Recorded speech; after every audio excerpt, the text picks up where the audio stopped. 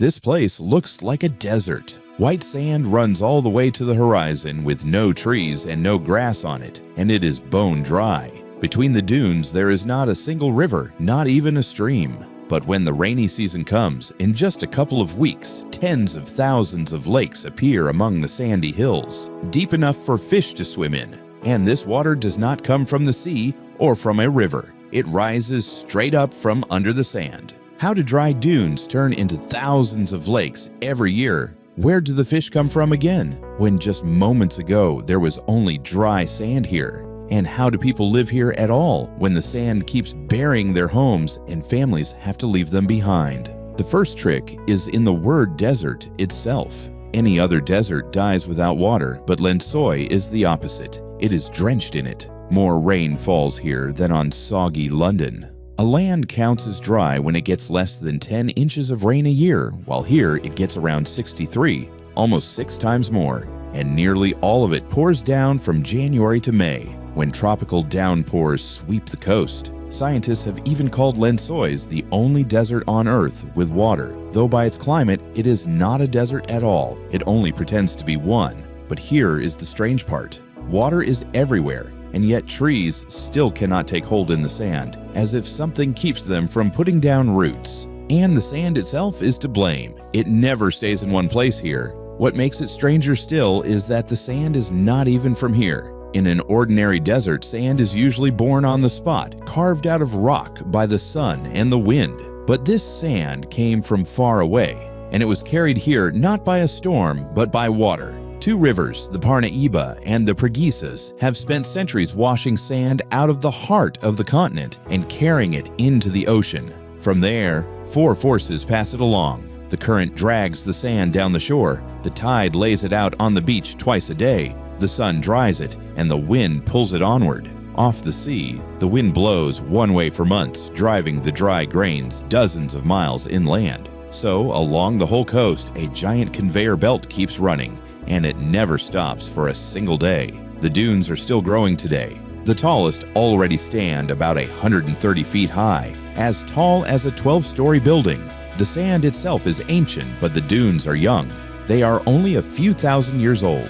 Yet the rivers, the ocean, and the wind only explain where the dunes came from. They do not explain where the water between them comes from. It all comes down to ordinary rain.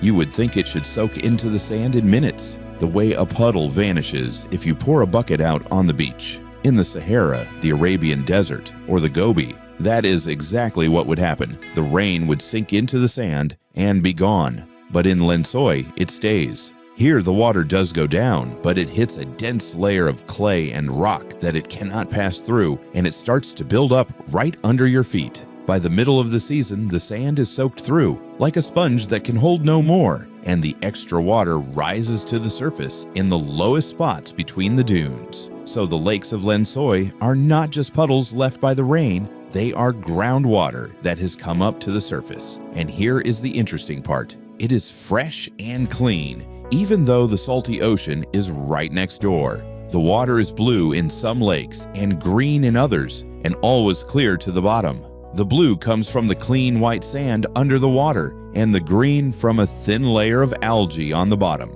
The biggest lakes stretch 100 feet across and go down about 10 feet deep.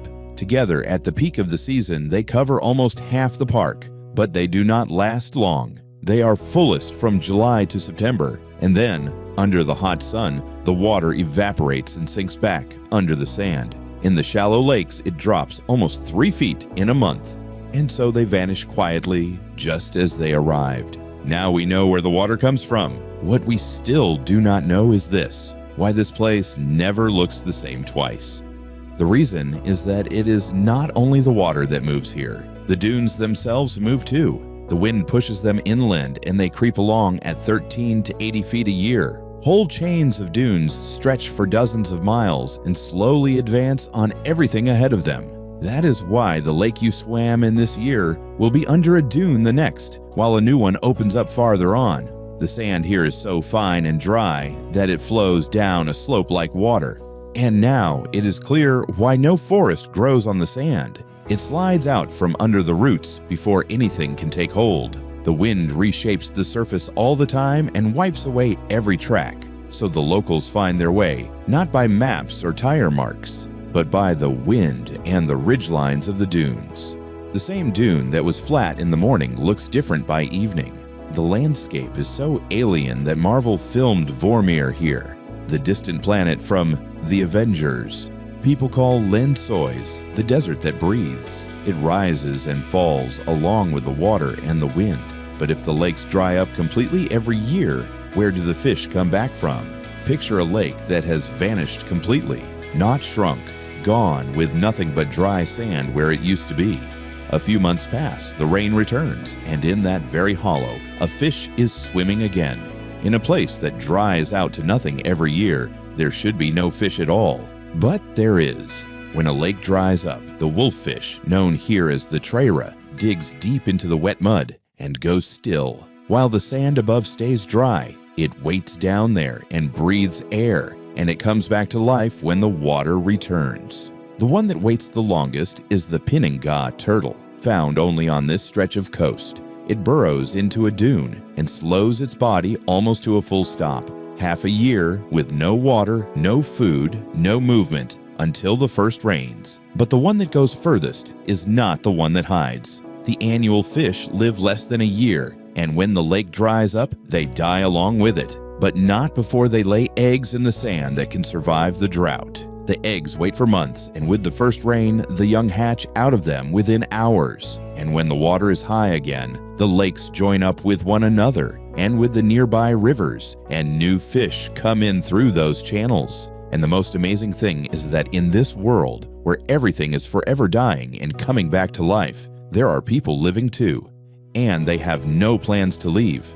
In the very heart of the sands lie two islands of solid green ground, Queimada dos Britos and Baixa Grande. A few families have lived there for generations. The first to come into these sands was a man fleeing the drought in a neighboring state, and ever since, his descendants have stayed. They are born, they raise their children, and they bury their loved ones in a small cemetery among the dunes. They live in the same rhythm as the lakes, between drought and rain. In the dry season, they raise livestock and grow cassava and beans. And when the rains come and the land goes underwater, they pack up and move to the sea, to fishing camps.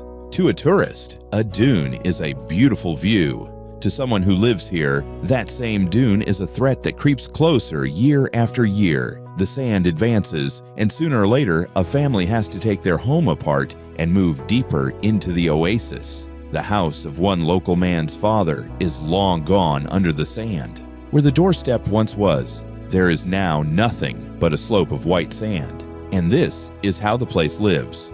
Very old, yet new every year. Water rises from under the sand and sinks back down. The dunes bury the old lakes and open up new ones. And no 2 years here are ever the same. For thousands of years, Lensois changed on its own, with no one taking part. But now, people have reached its edges. Tens of thousands of tourists come every year. Villages and roads are growing around it, and on the horizon, the wind turbines already stand. The same wind that built the dunes for thousands of years now gives the country its electricity. For now, the sands are stronger than anything people do, but the climate is changing the very rains the whole place depends on, and without rain, there will be no lakes. And still, as long as Lensois remains itself, even vanishing here is never final. A lake disappears, but the water stays under the sand.